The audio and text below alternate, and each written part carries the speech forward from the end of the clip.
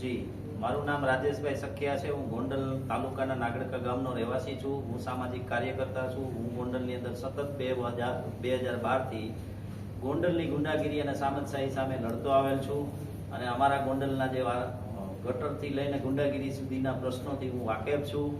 એટલા માટે જે હાલ અમારી જે ગોંડલની અંદર ગોંડલ હિતરક્ષક સમિતિ બની છે એની અંદર હું મારા સમયનું અને મારા શ્રમનું યોગદાન 100% આપીશ। કારણ કે અમારા ગોંડલની જે ગુંડાગીરી છે એ ચરમસીમા ઉપર છે। 1980ના દાયકાથી આપ જોઈતા આવતા હશો કદાચ ગોંડલની અંદર અમારા પીઆઈના મર્ડરથી માંડી અને આરોગ્ય મંત્રી સુધીના લોકોના જે મર્ડર થયા છે, વલ્લભભાઈ છે, પોપટભાઈ સોરઠિયા છે, આ બધા મર્ડર થયા છે, એ લોહિયાળ ઇતિહાસને આપ સૌ વાગોળો તો આવનારી પેઢીને કદાચ પગ નીચેથી જમીન વહી જાય એવું સર્જન આ તાલુકાની અંદર થયું છે। આવો અમારો ઇતિહાસ છે અને આ ઇતિહાસ હવે અમારે આવનારી પેઢી નથી આપવો, એટલે અમે અમારી રીતે સંઘર્ષ કરવાના છીએ અને આ સંઘર્ષનું પરિણામ સુધી અમે પહોંચવાના છીએ। એના માટે જે કાંઈ પણ અમારે કરવું પડશે, જેની સાથે અમારે રહેવું પડશે તેની તમામની સાથે રહેશું।